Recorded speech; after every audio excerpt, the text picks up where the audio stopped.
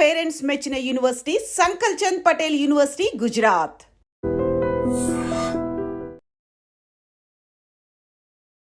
నమస్తే, నేను Kavitha. Welcome to I dream news and నిజాలు. అసెంబ్లీ ఆఫ్ ఎక్స్పర్ట్స్ ఇరాన్లో తమ కొత్త సుప్రీంని ఎన్నుకుంది. మరణించినటువంటి ఖమేనీ రెండవ కుమారుడు ముస్తఫాను కొత్త సుప్రీంగా ఎన్నుకున్నట్టుగా అనౌన్స్ చేశారు. ఇరాన్లో దేశవ్యాప్తంగా సంబరాలు అయితే జరుగుతున్నాయి. బట్ ట్రంప్ మాత్రం ఏం జరుగుతుందో చూద్దాము అనేటువంటి ఒక మాట అన్నారు. అది హెచ్చరికనా, బెదిరింపా, లేకపోతే మేము కావాల్సింది చేసుకుపోతామనేటువంటి ఒక మాటని ఇండైరెక్ట్ గా చెప్తున్నారు. మనతో పాటుగా ఉన్నారు సీనియర్ జర్నలిస్ట్ సురేష్ కొచ్చాతిల్ గారు. సార్ నమస్తే. మనం గతంలోనే ముస్తఫాని అనౌన్స్ చేస్తారు అనుకున్నాం, బట్ ఫైనల్లీ ఆయన పేరుని అనౌన్స్ చేశారు. దేశమంతా సెలబ్రేట్ చేసుకుంటుంది. But Trump is not happy. ఆ మాట అయితే ఏం జరుగుతుందో చూద్దాం ఎందుకంటున్నారు అలా? ఈ యుద్ధం మొదలైనప్పుడు కవిత గారు, ఇజ్రాయెల్కి చాలా క్లియర్ ఉండే వాళ్ళ ఆబ్జెక్టివ్స్ ఏంటనేది. ఎప్పుడైనా ఏ యుద్ధం జరిగితే మొదలైనప్పుడు యుద్ధం మొదలైనప్పుడే మన ఒక ఆబ్జెక్టివ్ ఉంటుంది. ఏంటి, మనం ఆపరేషన్ సింధూర్ మొదలుపెట్టినప్పుడు పాకిస్తాన్లో ఉన్న టెర్రరిస్ట్ క్యాంప్ని కొట్టాలని మన ఆబ్జెక్టివ్ ఉండే. పాకిస్తాన్ ఆర్మీని కొట్టడానికి, అది ఎయిర్ ఫోర్స్ కొట్టడానికి, వాళ్ళని కొట్టాలి. అది చేసాం. చేసిన తర్వాత అనౌన్స్ ప్రెస్ కాన్ఫరెన్స్ చెప్పాం, అయిపోయింది, వీఆర్ ఫినిష్డ్. ఆబ్జెక్టివ్ మీట్ అయిపోయింది డే 1లోనే. మీరేం చేయకండి. పాకిస్తాన్ వినలేదు, వాళ్ళు మన మీద బాంబులు వేశారు, మనం అడ్డుకున్నాం దాన్ని.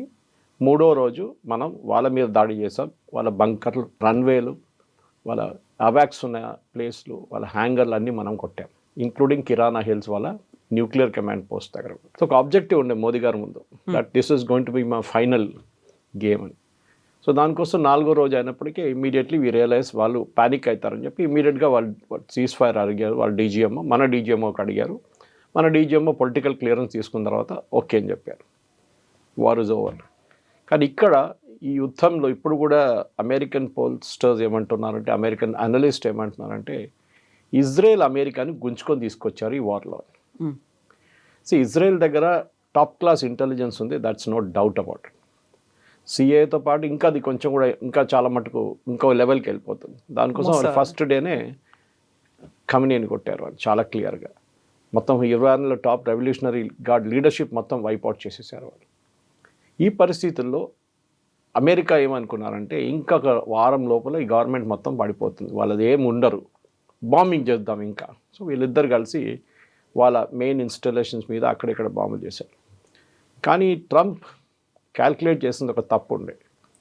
ఈ ఇరాన్లో ఉన్న రెవల్యూషనరీ గార్డ్స్ అనే కాన్సెప్ట్ ఎప్పుడు మొదలైందంటే కవిత గారు, అయోతలా ఖొమేనీ టేక్ ఓవర్ చేసుకున్నాడు 79లో.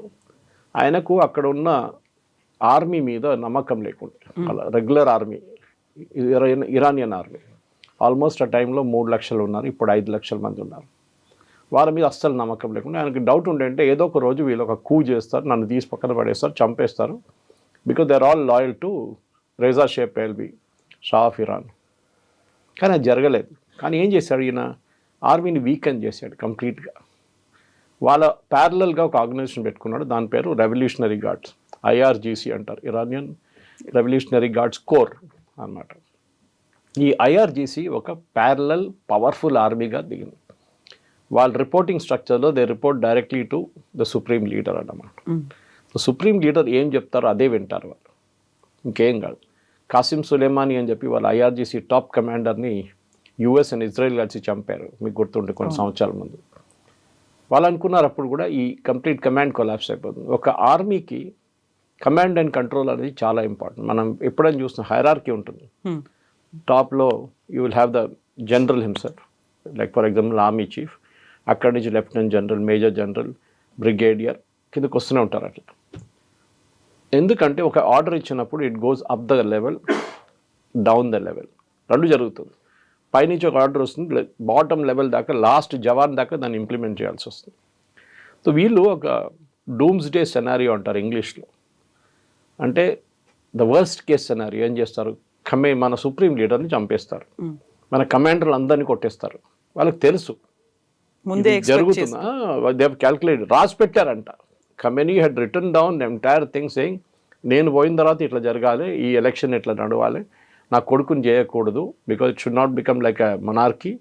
కంప్లీట్ డీటెయిల్స్ ఇచ్చారు, ఎవరు సెలెక్ట్ చేస్తారు, 83 మంది మీరు చెప్పినట్టు కమిటీ ఆఫ్ ఎక్స్పర్ట్స్ వాళ్ళు కూర్చొని డిసైడ్ చేస్తారు.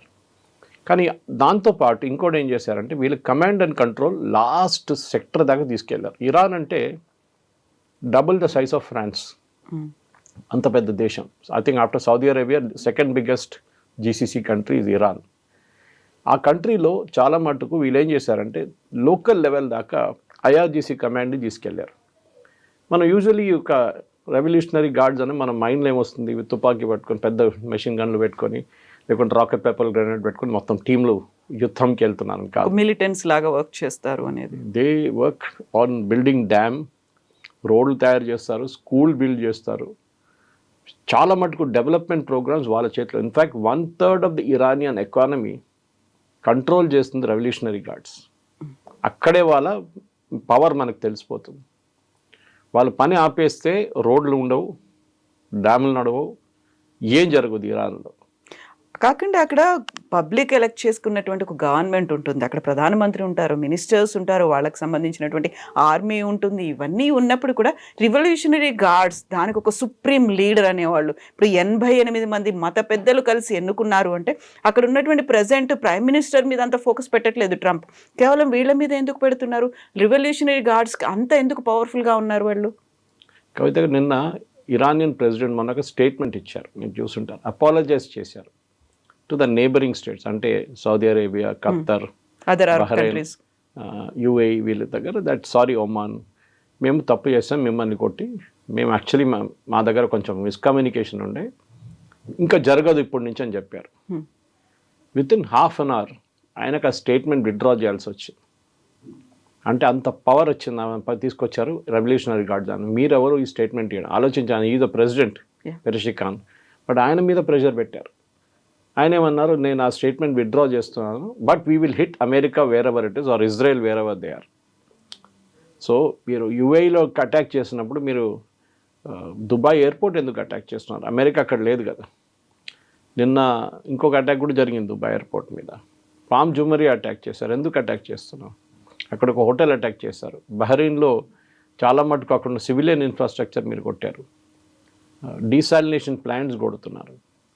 ఇది చాలా ఇప్పుడు ఎట్లయిపోయిందంటే ఈ యుద్ధం ఎక్స్పాండ్ అయిపోయింది కంప్లీట్గా. ఇది ట్రంప్ ఆలోచించలేదు. నెటన్యాహు ప్రాబ్లం లేదు. నెటన్యాహుకి ప్రిన్సిపల్ సర్వైవల్, వాళ్ళకు కూడా ఇదే ఇష్యూ. ఇరాన్లో సర్వైవల్ అంటారు చూడండి, ఇజ్రాయెల్ కూడా అదే. వీ హ్యావ్ టు సర్వైవ్, మేము మాకు బతికి ఉండాలి ఎట్లయినా, we have to survive somehow, so we will fight till the last man. అది ఇజ్రాయెల్ పాలసీ. ఇటువైపు ఇరాన్ కూడా అంతే. మేము ఎన్ని రోజులు దీన్ని పొడిగించి తీసుకెళ్తామో అన్ని రోజులు గల్ఫ్ విల్ బికమ్ అన్స్టేబుల్. ఇవాళ పొద్దున oil has gone to $100 per barrel, $116 అయింది.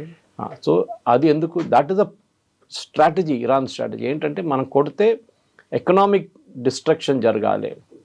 ఇప్పుడు గల్ఫ్ దేశాలే టెన్షన్లో ఉన్నారు. డీసాలినేషన్ ప్లాంట్ని కొడితే వాళ్ళకి నీళ్ళు ఉండవు, తాగడానికి కూడా దొరకవు. నిన్న ఇండియా నుంచి పెద్ద 2-3 ఎయిర్క్రాఫ్ట్, ఫ్రైటర్ ఎయిర్క్రాఫ్ట్ ఫుడ్ తీసుకెళ్ళింది యుఏఈకి. ఎందుకంటే యుఏఈలో చాలా మటుకు ఎక్స్పాట్రియట్స్ ఉంటారు. చాలా మంది ఎక్స్పాట్రియట్స్ అన్ని ప్లేసెస్లో ఉన్నారనుకోండి, కానీ అక్కడ ఉన్న సూపర్ మార్కెట్స్లో కూడా ఫుడ్ లేదు. లుల్లు వాళ్ళు నిన్న ఇండియా నుంచి మళ్ళీ ఒక స్పెషల్ ఫ్రైటర్ ఎయిర్క్రాఫ్ట్ తీసుకెళ్ళారు.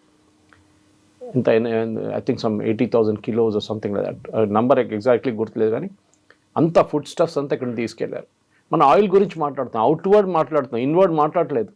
అక్కడ ప్రజలు ఏం చేస్తారు? అక్కడ ప్రజలు ఎందుకు వెళ్ళారు? ఎక్స్పాట్రియట్స్ అంటే it's a safe place, tension ఉండదు, టాక్సేషన్ లేదు, లైఫ్ స్టైల్ చాలా బాగుంటుంది చెప్పి దుబాయ్కి వెళ్ళారు. I'm just giving example of Dubai, ఎందుకంటే ఆ దుబాయ్ లాంటి లైఫ్ స్టైల్ మీకు సౌదీ అరేబియాలో కనిపించదు, మిగతా చోట్ల కూడా కనిపించదు. సో దే హ్యాడ్ సెట్ ఆ డెస్టినేషన్గా మార్చుకున్నారు. బహ్రెయిన్ చూడండి, చిన్న దేశం, అమెరికన్ 5th ఫ్లీట్ అక్కడ ఉంది. 5th ఫ్లీట్ రిపీటెడ్గా కొడుతున్నారు వాళ్ళు. ఇప్పుడు కువైత్ ఎయిర్పోర్ట్ మీద దాడి చేశారు. సో ఇరాన్ రెవల్యూషనరీ గార్డ్స్ ఏం చేస్తున్నారంటే వాళ్ళు, అమెరికా కూడా ఇప్పుడు అదే అమెరికన్ అనలిస్ట్ అంటున్నారు, వాళ్ళకి అర్థం కావట్లేదు వీళ్ళు ఎట్లా ఆపరేట్, ఇంత బాంబింగ్ చేసిన తర్వాత కూడా where are they operating from అని అర్థం కావట్లేదు. వీళ్ళు ఎట్లా కొడుతున్నారు, సైప్రస్ని ఎట్లా కొడుతున్నారు, వీళ్ళు అమెరికన్ ట్యాంకర్స్ని ఎట్లా కొడుతున్నారు అర్థం కావట్లేదు అమెరికన్స్కి. ఎందుకంటే వీళ్ళు నార్మల్ వార్ ఫైట్ చేసేటవాళ్ళు. మీ ఎనిమీ అక్కడ ఉంది, మేము ఇక్కడ నుంచి మిసైల్ ఫైర్ చేస్తాం, వాళ్ళ మీద వెళ్ళి పడుతుంది. అక్కడ ఎనిమీ ఉండడు, ఇప్పుడు ఇక్కడ ఉన్నాడు, దాని గంట తర్వాత ఇక్కడ ఉంటాడు. So they are changing the tactics అనమాట లోకల్ లెవెల్లో. ఒక కమాండ్ అండ్ కంట్రోల్ కాకుండా యుఎస్ సెంట్రల్ కమాండ్ ఈ వార్ కంట్రోల్ చేస్తున్నారు. టాంపా, ఫ్లోరిడా నుంచి admiral Cooper is the head of it. ఆయన ఒక ఆర్డర్ ఇస్తే ద ఆర్డర్ కింద దాకా వెళ్తుంది నేను చెప్పినట్టు. కానీ ఇక్కడ అది కాదు, they have worked out A horizontal arrangement. వీళ్ళతో టచ్లో లేరు, ఎందుకంటే వాళ్ళకి తెలుసు మేము కమ్యూనికేట్ చేస్తున్నప్పుడు యూఎస్ అండ్ ఇజ్రాయెల్ వింటున్నారు మేమేం కమ్యూనికేట్ చేస్తున్నాను. We will not communicate with each other. Local లెవెల్లో ఇది ముందే రాసి పెట్టుకున్నారు కవిత గారు, అది వాళ్ళు ఇంప్లిమెంట్ చేస్తున్నారు. I think the brilliant strategy. I mean ఇరాన్తో మనం అగ్రీ చేయం చాలా మటుకు, వాళ్ళ దగ్గర జరిగిన అత్యాచారాలు, వాళ్ళ మహిళల మీద చేస్తున్న అత్యాచారాలు, దాన్ని మనం చెప్పొచ్చు. ప్రెసిడెంట్ ట్రంప్ ఏమని అనుకున్నాను నేను చెప్పాను చూడండి, ఈ గ్రీన్ రెవల్యూషన్ అనే ఒక రెవల్యూషన్ ఉండే కొన్ని సంవత్సరాల ముందు, దాన్ని మొత్తం డిస్మాంటిల్ చేసింది ఇదే Mustafa. He was his father's alter ego అంటారు ఇంగ్లీష్లో, గేట్ కీపర్, అదే వర్డ్ యూజ్ చేస్తున్నారు అన్ని ఛానల్స్ ఇవాళ పొద్దున. From CNN to ABC, everybody is using the word. Fox News. He was a gatekeeper of his father. దానికోసం మీరు అడుగుంటున్న వాళ్ళకి ఇంకా పిల్లలు ఉన్నారు. Why only Mustafa? Conscience keeper ఉండే వాళ్ళ ఫాదర్ది. వాళ్ళ ఫాదర్ షాడోగా ఉండే ఆయన. ప్రెసిడెంట్గా ఆయన నాన్నగారు ఎక్కడున్నారు, ఇట్ వాజ్ అ సర్ప్రైజ్. ఆయన ఎట్లా బతికి బయటపడ్డాడు అని ఈ అటాక్లో సాటర్డేలో. బహుశా అక్కడ లేరేమో ఆ టైంలో. ఇప్పుడు జరిగిన దాంట్లో ఈ ముస్తఫాకి ట్రంప్ అయితే చెప్పేసరి ఈజ్ అ లైట్ వెయిట్, అంత పెద్ద పని కాదు, ఆయన చాలా లైట్ వెయిట్ మనిషి అని చెప్పి. అంత పవర్ఫుల్ కాదు, ఈజీగా తీసేయచ్చు. He is powerful. ఆయన రెవల్యూషనరీ గార్డ్స్ని హెడ్ చేస్తున్నారు, డిఫాక్టో హెడ్ అని చెప్పొచ్చు.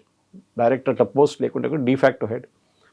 ఆయన్ని ఇప్పుడు ఈ ఎలక్షన్లో సపోర్ట్ చేసింది కూడా రెవల్యూషనరీ గార్డ్. ఆయన ఇంకో క్యాండిడేట్ ఉండే లారిజానీ అని చెప్పి, he is a political player big time, and also ఒక ఏం చెప్తారు, ఒక రెవల్యూషనరీ గార్డ్స్ ఒక 1/3 సపోర్ట్ ఆయన దగ్గర ఉంది. ఆయన అనుకున్నారు ఆయన అనుకుంటారు ఈసారి. Mustafa is not even a senior క్లరిక్. ఈ అయోత్తల్లా అనే టైటిల్ ఇవ్వడానికి you should be very senior క్లరిక్. Okay, మీరు ఒక 40-50 సంవత్సరాలు కోమ్ లాంటి ప్లేస్లో వాళ్ళ షియా హోలియస్ట్ ప్లేస్ అక్కడ వెళ్ళి చదువుకొని అయోత్తల్లా ఖొమేనీ లాగా అండ్ అగైన్ ఖమేనీ లాగా ఇది చేసుకుంటే మీరు, ఈ was a mid level క్లరిక్, only 50. వాళ్ళ నాన్నగారు ఈ was in his 80s, 30 years younger. అదే అంటున్నారు. ఇప్పుడు యుఎస్ ఏం చేశారు, 80 సంవత్సరాల్లో ఒక అయోత్తోలని మార్చి 50 సంవత్సరాలు అయోత్తోలు తీసుకొచ్చి కూర్చోబెట్టారు. రేపు 50 సంవత్సరాలు కొడితే రేపు 40 సంవత్సరాలు వచ్చి కూర్చుంటాడు. You are not destroying the రెజీమ్ని మార్చట్లేదు మీరు. అమెరికా స్ట్రాటజీ ఏమంటే రెజీమ్ చేంజ్ జరగట్లేదు. జరగాలంటే అక్కడున్న ప్రజలు రావాలి బయటికి. ప్రజలు రాలేకపోతున్నారు బయటికి, భయపడుతున్నారు. వీళ్ళ దగ్గర ఒక మిలిషియా ఒకటి ఉంది బజీఫా అని చెప్పి, that the most dangerous one. వాళ్ళు రోడ్ మీద బైక్లో తిరుగుతారు విత్ వెపన్స్. ఎవరైనా రోడ్ మీద హిజాబ్ వేయకుండా లేకుంటే బుర్కా వేయకుండా తిరిగితే వాళ్ళు చంపేస్తారు అక్కడ, నో క్వశ్చన్స్ ఆస్. వాళ్ళే ఈ 1500 మంది చంపారు చూడండి ప్రొటెస్ట్లో, they did it. Revolutionary guards కనుక వాళ్ళు చేస్తారు. సో ఈ ఒక మాఫియా లాగా రెవల్యూషనరీ గార్డ్స్, బజీఫా and the other end army. ఇప్పుడు ఆర్మీ కూడా ఇవాళ పొద్దున ఒక 9 గంటల టైంలో స్టేట్మెంట్ ఇచ్చారు సపోర్టింగ్ ముస్తఫా. సో ఇప్పటికీ హీ సేఫ్, కానీ ఎన్ని రోజులు సేఫ్గా ఉంటారో చెప్పలేము. ఎందుకంటే ఇజ్రాయెల్ target is separate, US target is separate. President ట్రంప్కి ఉన్న ఆపోజిషన్ బెంజమిన్ నెటన్యాహుకి లేదు ఇజ్రాయెల్లో. ప్రెసిడెంట్ ట్రంప్ దగ్గర ఇప్పుడు అందరూ అడుగుతున్నారు, what is your exit plan? Enter అయిపోయారు, యుద్ధం ఎట్లా విరమిస్తారు అంతే. అది మనం మోదీ గారిని చెప్పాను చూడండి, మీరు మోదీ గారు చెప్పారు మేము పాజ్ బటన్ ప్రెస్ చేసాము, ఓకే మేము వార్ ఆపలేదు. But any day it happens we will press. చెప్పడానికి ట్రంప్కి కావట్లేదు. ఒక వారం అయిపోయింది, 2 వారాలు ఉంటాయి తెలియదు, 3 వారాలు. ఆల్రెడీ అమెరికాలో 6 మంది మార్టల్ రిమైన్స్ని తీసుకొచ్చారు. చాలా ఎమోషనల్ సెరమనీ ఉండేది. 7 అయింది నిన్న రాత్రి దాకా. ఇవాళ పొద్దున 1 more person డైడ్, 8 అయింది. ఈ నంబర్లో ఇంక్రీజ్ అయ్యకుంటే వెళ్తే ప్రెసిడెంట్ ట్రంప్కి చాలా పెద్ద పొలిటికల్ సెట్ బ్యాక్ రాబోతుంది. ఆల్రెడీ అందులో చాలా ప్రాబ్లంలు ఉన్నారు. మీరు ఎగ్జిట్ చేయలేకపోతున్నారు. మీ ఆబ్జెక్టివ్ ఏంటి? ఇప్పుడు అంటున్నారు మేము స్పెషల్ ఫోర్సెస్ని పంపిస్తాం, ఇరాన్లో పంపించి వాళ్ళ యురేనియం అసెట్స్ని పట్టుకుంటాం. It is most riskiest thing. ఎందుకంటే ఇరానియన్స్ ఏం చేస్తారు చెప్పండి, దే విల్ డెస్ట్రాయ్ ఇట్. వాళ్ళు ఏం చేస్తారంటే వాళ్ళ యురేనియం తీసుకెళ్ళి ఇంకెక్కడ పడేస్తారు. డర్టీ బాంబ్ అంటారు దాన్ని ఇంగ్లీష్లో. మనం దీనికన్నా ముందు చూసాం, న్యూయార్క్లో ట్రై చేశారు ఒకసారి ఒక డర్టీ బాంబ్ ఇట్లనే. రేపు అది మళ్ళీ జరగవచ్చు. అమెరికాకి చాలా department of homeland security top అలర్ట్లో ఉన్నారు దీనికోసం. ఇంత పాపులేషన్ ఉన్న ఒక అమెరికన్ సిటీలో వెళ్ళి ఈ డర్టీ బాంబ్ వేసేస్తే ఏదైనా జరగవచ్చు రేపు. సో మీరు ఒక ఎగ్జిట్ ప్లాన్ లేకుండా వార్లో ఎంటర్ అయ్యారు. నెటన్యాహు చెప్పిన మాటలు విని మీరు వెళ్ళారని చెప్పి అమెరికాలో ప్రెసిడెంట్ ట్రంప్ వ్యతిరేకంగా చాలా పెద్ద పుష్ బ్యాక్ నడుస్తుంది. అదే టైంలో ఇరాన్లో కొత్త లీడర్ వచ్చారు. ఇప్పుడు ఇవాళ ఏంటి ట్రంప్ రెస్పాన్స్ అని చూడాలి. ఇంగ్లీష్లో అంటారు డెడ్ మ్యాన్ వాకింగ్ అంటారు. సో ఆయన ఎవరో కామెంటేటర్ చెప్పారు, I think it again Fareed Zakaria who said it, that Mustafa is a dead man walking. టార్గెట్లో ఉన్నారు, ఆయనకు తెలుసు. అండ్ పాసిబిలిటీ ఆయన కూడా రాసి పెట్టుంటారు, నన్ను కొడితే మీరు ఇది చేయాలని చెప్పేసి. నెక్స్ట్ సో ఇక వార్ ఏమైపోయిందంటే ఇది ఒక ఎండ్ లేకుండా అయిపోయింది. దీనికి ఎట్లా ఎండ్ చేయాలని ఎవరికి అర్థం కావట్లేదు. కంప్లీట్ డిస్ట్రక్షన్ ఆఫ్ ఇరాన్ అంటున్నారు. మీరు కంప్లీట్ డిస్ట్రక్షన్ ఆఫ్ ఇరాన్ చేస్తే అక్కడున్న ప్రజలు మీ వ్యతిరేకంగా వచ్చేస్తారు. మీరు వాళ్ళని కూడా కొడుతున్నారు. You should hit the regime కొట్టే బదులు మీరు పెట్రోల్ ట్యాంక్స్ డిస్ట్రాయ్ చేస్తున్నారు. వాళ్ళకి ఫ్యూయల్ లేదు. ఏం చేస్తారు ఫ్యూయల్ లేకుండా? ఎలక్ట్రిసిటీ సప్లైస్ కట్ అయిపోతున్నాయి. ఎవరు సఫర్ అవుతారు? వాళ్ళు ఉన్న పెద్ద పెద్ద వాళ్ళు they will enjoy with generators. ఈ ప్రజలు ఏం చేస్తారు? అక్కడ ప్రజలు ఇప్పుడు అమెరికా వ్యతిరేకంగా మాట్లాడుతున్నారు. And America has last that initial ఒక సక్సెస్ ఉండే చూడండి ఫస్ట్ 2 daysలో, అది ఇప్పుడు పోయింది కంప్లీట్గా.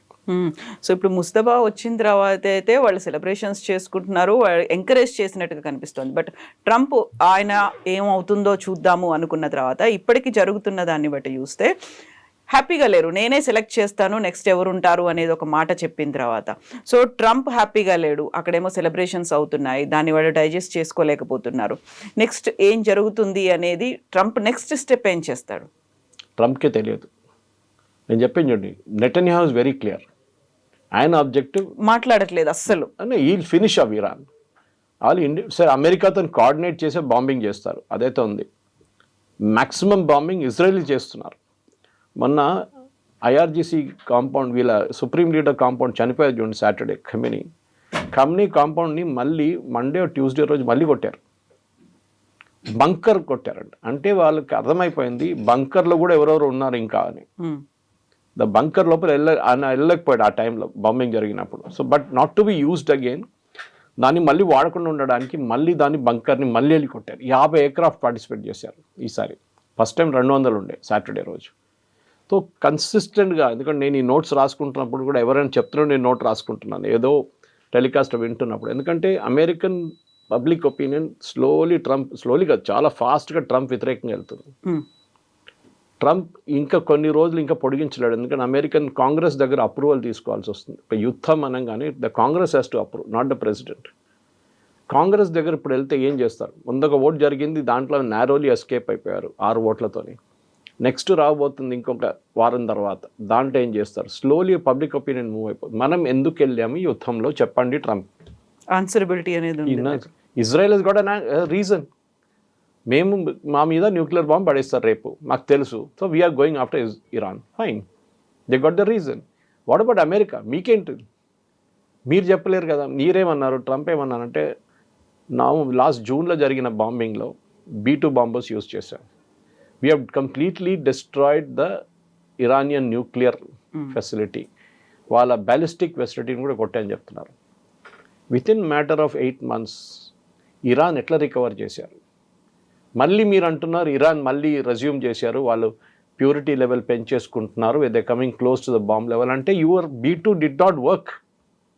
మీరు జూన్లో చెప్పింది అబద్ధం. అబద్ధం అంటే వాళ్ళు మిస్కాల్కులేషన్ కూడా ఉండొచ్చు. మేము మొత్తం డిస్ట్రాయ్ చేసేసాం, డిస్ట్రాయ్ కాలేదు.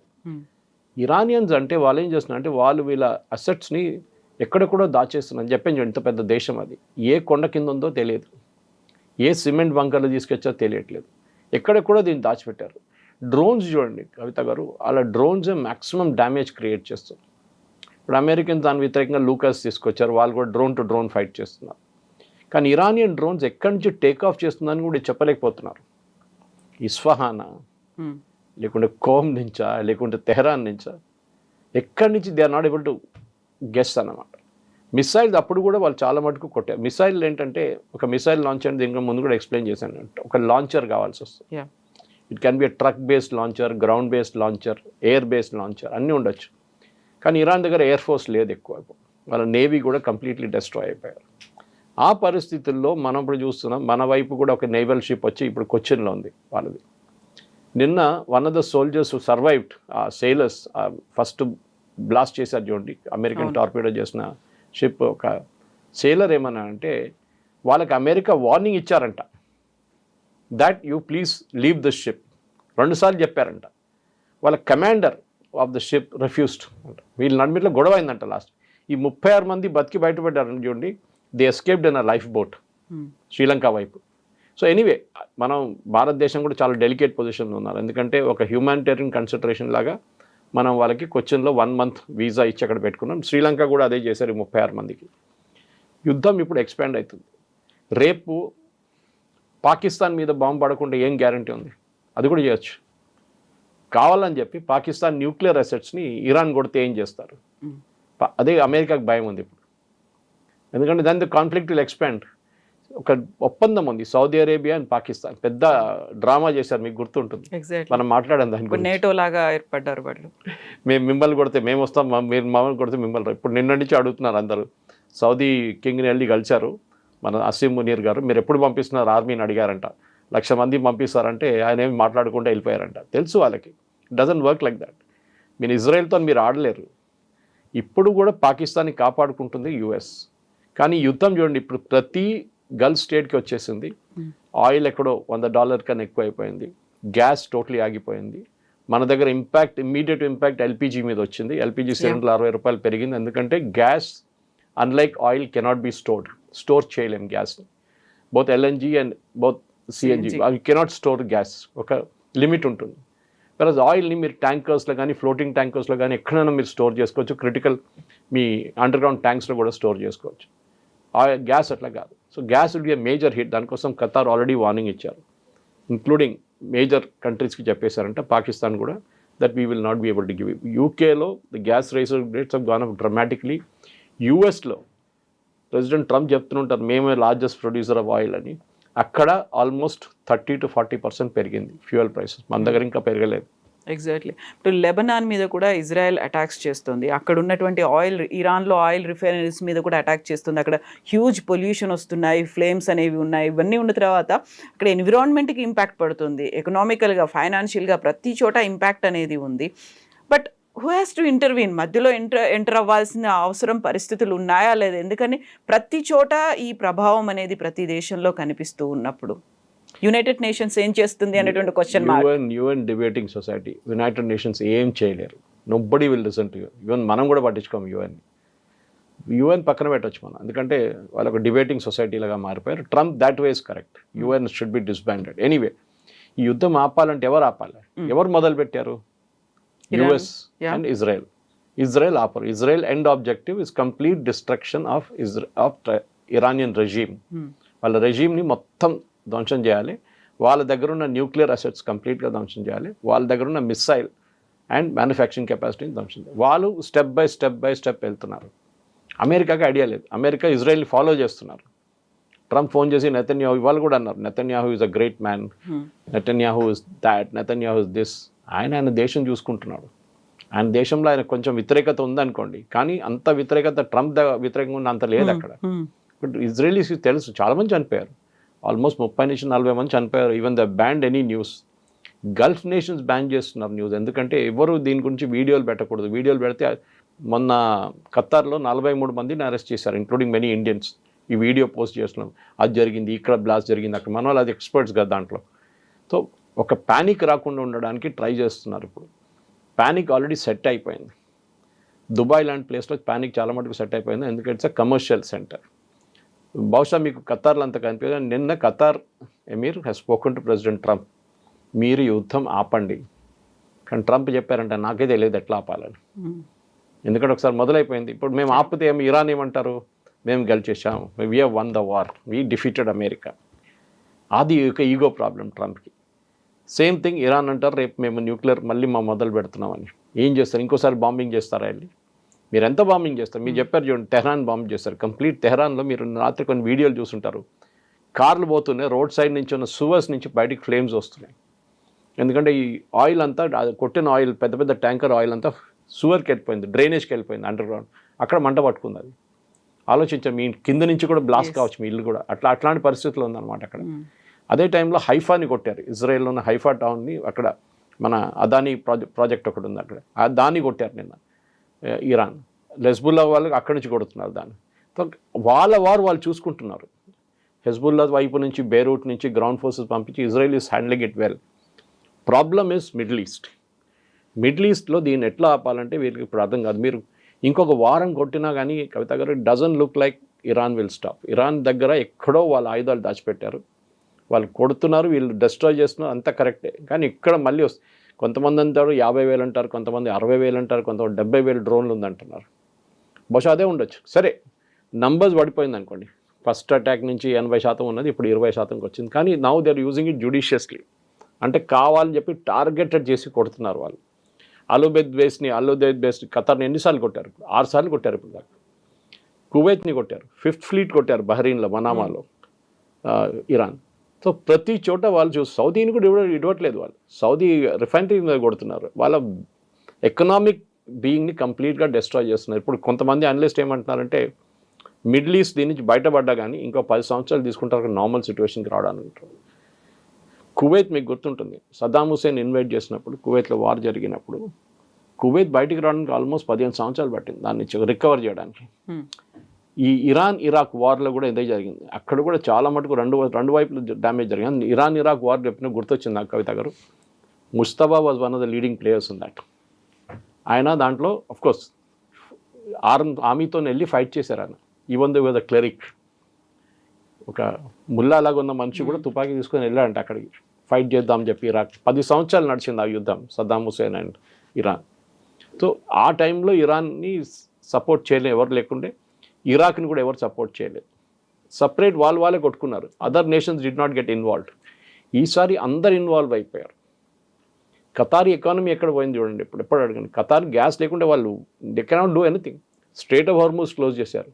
వీళ్ళేమంటున్నారు, మేము షిప్స్ అలౌ చేస్తున్నారు. అలౌ చేయట్లేదు ఇరాన్. ఇప్పుడు రెవల్యూషనరీ గార్డ్, నేను చెప్పాను చూడండి, వాళ్ళ ప్రెసిడెంట్ స్టేట్మెంట్ ఇచ్చేయంగానే revolutionary guard said who is he, ఆయన ఎవరు చెప్పడానికి మాట, who is he to apologise to America, nothing doing, withdraw అని చెప్తే విత్డ్రా చేసుకున్నారు. స్ట్రేట్ ఆఫ్ హార్మూజ్ కూడా అంతే. స్ట్రేట్ ఆఫ్ హార్మూజ్ కంట్రోల్ చేస్తుంది రెవల్యూషనరీ గార్డ్స్, ఆర్మీ కాదు, నేవీ కాదు. సో ఈ పరిస్థితుల్లో ఇంకా ప్రతిరోజు వీఆర్ కౌంటింగ్ ఇంకొన్ని రోజులు ఉంటుంది. ప్రతిరోజు డ్యామేజ్ అంతా జరుగుతుంది అనేది. ఎందుకంటే damage is not just food లేకుండానో, లేకుంటే నీళ్ళు, డీసాలినేషన్.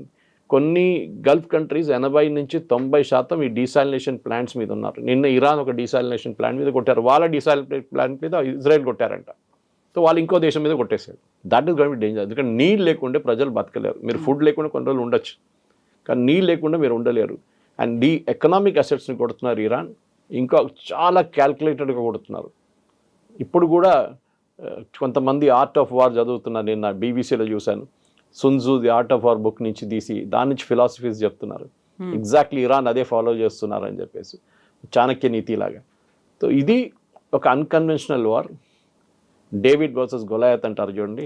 ఆ వార్లో పాసిబ్లీ ఈసారి కూడా అదే జరగవచ్చు, ఏది ముందు జరిగింది అట్లనే. Smaller player might win at the end of it. అట్లనే అనిపిస్తుంది ఇప్పుడు. ఇజ్రాయెల్ అయితే ఎడవరు, Israel will go all out, దాంట్లో డౌట్ లేదు. కానీ యూఎస్ పరిస్థితి ఉంది. ఎందుకంటే నేను ముందు కూడా చెప్పాను చూడండి, Israel is not answerable to anybody. వాళ్ళకి Knesset is given blanket cheque to Netanyahu, ఏం కావాలంటే చేసుకో అని చెప్పేసి. ట్రంప్కి అది కాదు, ట్రంప్కి కాంగ్రెస్ అప్రూవల్ లేదు, మిడ్ టర్మ్ పోల్స్ ఉంది, వాళ్ళ మెగా బేసు, ఫ్యూయల్ ప్రైసెస్ పెరుగుతాయి. నథింగ్ విల్ హ్యాపెన్ అన్నారు నిన్న కూడా. Nothing will happen, it is only short term అన్నారు. భారతదేశానికి పర్మిషన్ ఇచ్చారు కొనడానికి. కొంతమంది అన్నారు వీడవడరు నాకు పర్మిషన్ ఇవ్వడానికి అని. ఆలోచించండి, ఇదే ట్రంప్ మన మీద 25% పెట్టామని మనిషి, సేమ్ పర్సన్, నేను ట్వీట్ కూడా చేశాను 28వ తారీఖు, that Trump will force us to buy. Exactly ఈ విల్ ఫోర్స్ అస్. ఎందుకంటే వరల్డ్లో China, India biggest consumers of oil. మన ఇద్దరు కలిస్తే ఆల్మోస్ట్ 40 నుంచి 50% ఆయిల్ పరిస్థితి మన దగ్గర ఉంటుంది, మనం కంట్రోల్ చేయొచ్చు అంటున్నారు చూడండి. రష్యా అంటున్నారు మేము గ్యాస్ ఇవ్వము యూరోప్కి, మమ్మల్ని సపోర్ట్ చేయలేదు, we will not give gas to Europe. భారతదేశానికి ఇస్తాం, మాకు ప్రాబ్లం లేదు, రేట్ కొంచెం పెంచాల్సి వస్తుంది 50 దాకా, no problem, we agree to that. Overland pipelines కూడా పంపిస్తా అంటున్నారు, అది కూడా ఉంది. సో మన దగ్గర situation is under control. Only thing jet fuel and kerosene ఇప్పుడు ఎక్కువ వాడట్లేదు, పీడిఎస్ సిస్టంలో లేదు, ఎందుకంటే ఎల్పీజీ మీద వెళ్ళిపోయారు. సో ఎల్పీజీ పెంచాల్సి వచ్చింది. బహుశా గవర్నమెంట్ ఇంకో వారం వెయిట్ చేసి ఇంకా పెరిగితే దాన్ని కస్టమ్స్ డ్యూటీ తగ్గించేస్తారు. So the effect will be there. Petrol diesel already OMC companies last year చాలా లాభాలు సంపాదించుకున్నారు, అది వాళ్ళు ఈసారి they will take care of that అనమాట. ఆ క్వశ్చన్ ఉంటుంది.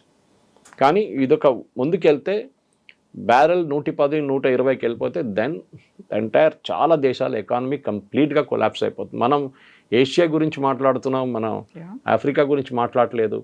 యూరోప్లో ఉన్న గ్యాస్ క్రైసిస్ మాట్లాడుతున్నాం, కానీ మన ఇండోనేషియా, ఫిలిప్పీన్స్ వైపు మాట్లాడలేదు.